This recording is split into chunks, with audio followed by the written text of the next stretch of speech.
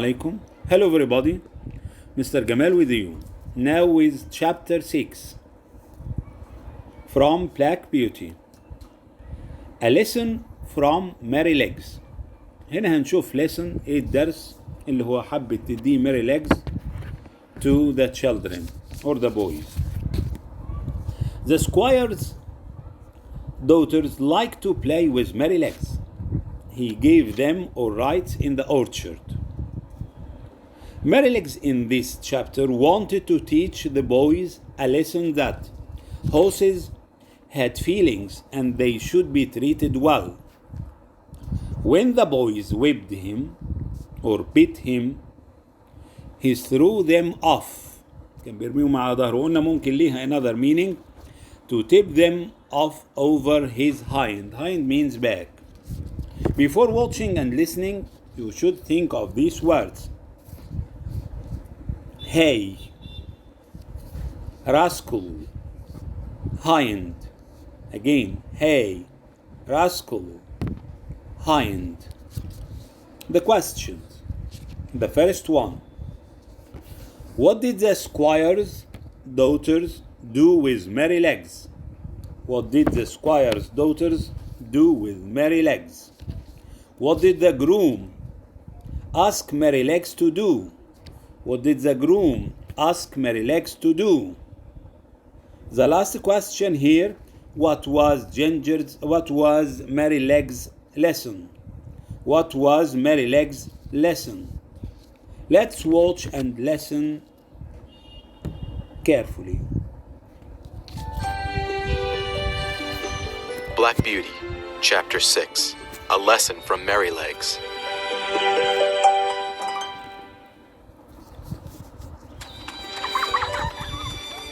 The squire's daughters, Jessie and Flora, liked to play with all the children in the neighborhood. The other children loved Mary Legs just as much as the girls did. The cheerful gray pony often spent hours giving them all rides in the orchard or up and down the drive. One afternoon, he spent an especially long time with them. Finally, James led Mary Legs back into the stable. There you go, you little rascal. The groom said with a chuckle as he pulled off the pony's saddle and bridle. You'd better behave yourself better next time.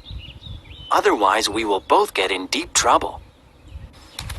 When the young man had left, I looked into the pony's stall.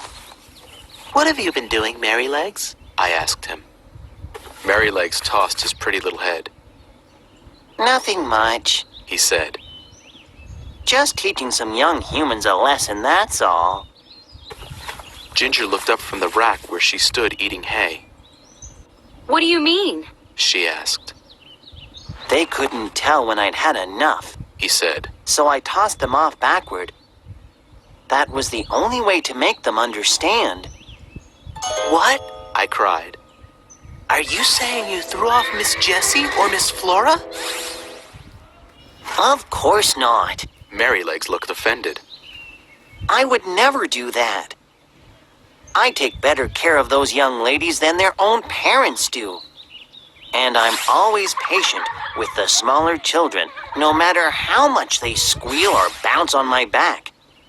I'm the one who teaches them all to ride. "Yes, that's what everyone says," I said. It was the older boys who needed the lesson this time. Mary Legs went on. In case you don't know, boys need to be trained as much as we horses do when we're colts. They need to be taught what's right. "I see," I said. "But what happened?" I'm trying to tell you. Mary Legs tossed his head again. The other children rode me for a couple of hours as usual. Finally, the older boys decided it was their turn. At first, I had no problem with that. I carried them around one at a time, galloping through the fields and orchard just as they wished. This went on for at least another hour. You must have been tired by then. Ginger said. A little, Mary Legs said. but I know my job. And I was happy to do it, even though the boys had made a whip out of a large twig they found. They used it a bit too much, but I put up with it for a while. They ran me around and around as fast as I could go, whipping me all the way. Finally, though, I decided I'd had enough. So I stopped a few times to give them the hint, but all they did was whip me even more. Oh dear, I said. Those silly boys never stop to think that a pony can get tired or have any feelings at all. Merrylegs said. They treated me like an old bicycle. Finally, I decided it was time to help them understand it was wrong. So I stood up on my hind legs just enough to tip my rider off over my hind end. That's all. Did they understand then? I asked. Not at first. Merrylegs said calmly. I had to tip each of the boys off a few more times. But finally they began to catch on. And when they brought me to James and complained, he was annoyed to see their homemade whip. He said they didn't need anything like that to ride me. Ginger tossed her head. If they tried any of that with me, I would have given them a good kick. I'm sure you would have. Merrylegs said. But that's because you've never been in a place that treated you kindly until now. Anyway, I'm not like you. That's why the squire trusts me so completely with the little girls. The other parents trust me too. They know I would never hurt their children. Besides, those boys are not bad boys. They don't mean to be cruel. They only needed a lesson. That's all. I suppose it's your job to teach them, I said thoughtfully. Yes, it is. Merrylegs agreed. And I want to do a good job. The people here have treated me kindly for the past 5 years, and I would never do anything to make them angry. If I suddenly started kicking children for acting like children, where would I be?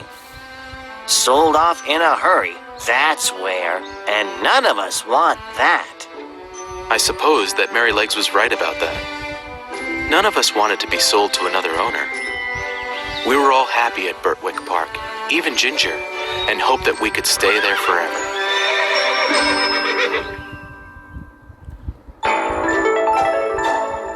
Little Fox.